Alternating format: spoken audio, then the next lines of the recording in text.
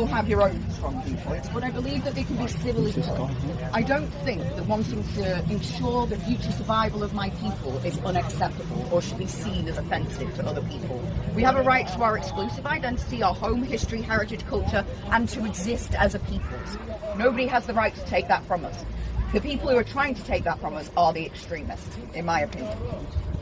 And I didn't think that feels at all like exclusive or kind of contradictory with this lovely man could make a home here, because he's a gift to the Picts and the Romans and the Saxons. How do we explain to 1 million white children that have been raped in racially and religiously motivated crimes by people of his community? How is my community supposed to reconcile the fact that they opened up their doors, gave refuge to people that said, please guys, come here for a better life, and then what do? Rape, rob, extort, terrorise and kill our people, and you expect us not to be angry about that? Yes, I recognise none of that in this lovely man, and in most. But it is coming from his community against mine, and it's racially and religiously motivated by foreign peoples that have come into our country from our gratitude and kindness. Rape is not an exclusively Asian thing. There are white folks who. Yes, there are white men that rape. Yeah. There are rapists of all things. The difference is that this is a racially and religiously motivated act of genocide that is targeted against our people to cause our people's harm. In the Genocide Convention, it specifically states, B means causing physical and mental harm to members of a specific group.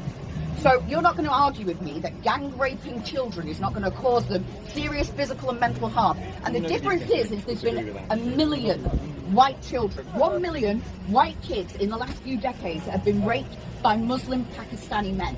It is targeted, and our community have a right to be angry. If it was any other country and any other peoples, they'd be burning down the homes and shoving you out the country. But because white people are so tolerant, so far all we've done is demos, but that will come to an end, and I assure you.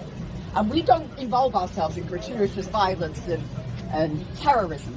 We're white people. We desolate continents, we wipe out civilizations, and we start world wars. So far we've been tolerant, but you wait until that tolerance is gone, when the Anglo-Saxon no longer wishes to tolerate the rape, robbing and extortion and theft of our identity. What's going to happen from Germany or from Britain? They were originally Jutes and Saxons or Angles from Germany. The Anglo-Saxons are a mix of the Celts and the Saxons, all northern Western European white race people. We have no genetic difference in our composition. Europeans are all one brotherhood. Before that, there wasn't any black, browns or Asians or anything else living in Britain. In fact, in the 1950s, it was less than 0.3% in Britain were foreign. Syria, so what was Europe then? Even the definition, even the concept of Europe, Europa, Europea, was different 1,000 years ago. The Romans included Northern Africa, they included parts of Syria. So there's been a heritage of change. The terms you're using, what is Europe, what is Britain, all this has constantly changed. And human beings have been moving. At all. Britain has been known as Britain and Great Britain since the Romans. Right, Britons.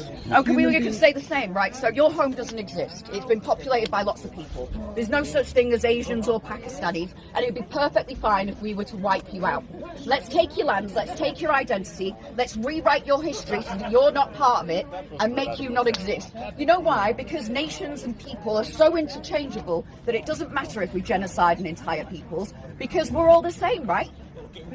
Katie Fannin, Bubba Kate versus the state. Even up here, you want your own laws. They're trying to get Sharia law in London, saying that they can't be prostitutes. I will let one of my colleagues continue. It was lovely to speak to you. Fantastic. And I am welcome to conversation. What was you trying to get across there? Well, when people think that we're being extreme or unacceptable, if what's happening to us was applied to any other peoples in the world, it would be seen as a crime against humanity. Absolutely. Yet when our identity is stolen, when our children are raped, when terrorist attacks are happening against us and we protest, they call us the far right. Could you imagine if 1 million black girls had been raped in racially motivated offences by white men? That would be all over the news. We'd never hear the end of it. But 1 million white kids can be raped, and we're told, if you talk about it, you're far right. They are coming over to our country and claiming what is ours, and what is exclusively ours, and then blaming us 300 years ago. Oh, well, you came into our countries. We came into their countries when they were underdeveloped. We raised their life expectancy and their standard of living. They come here to parasite off what is already a developed nation, and because of their hatred for us. It is hatred. And that's the difference. It is hatred. And yet they claim that us, defending our own people. saying that we have a right to exist, we have a right to a homeland, we have a right to our own history, heritage, culture, suddenly we're the bad guys. But yet they advocate this all for themselves. So that's why I'm saying you can't say that we're being unreasonable when what you're advocating for your own people, you're saying we can't.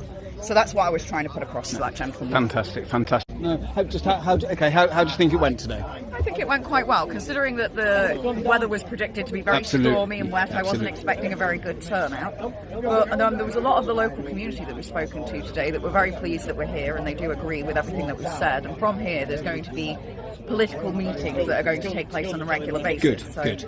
I do think that it's going to be a very positive outcome from today. I don't think that demonstrations on their own actually achieve anything, but if you can collectivise people from this and get them politically motivated, I think that's a big start for our people. Has it got to be done on a local level as well? I think so. At the moment, I'd like to see a lot of independent local candidates standing, and then if a political party comes about that they can all align with, then they can all walk the floor to it, can't they? Can we get back? Can we get into their system though? We can. There is hope. Yes. Yeah. Okay. You saw what UKIP did. It didn't manage to actually get many elected MPs, but they brought about a referendum by stealing enough votes off the main political parties. Yeah. The Tories got so worried that they brought about a referendum, and then we won, despite the fact that the government poured millions into trying to campaign against it. And a similar thing will happen here. The government can pour money and resources into trying to stop us. They won't succeed. We're going to win, eventually. And it's people from these local communities that are going to bolster that.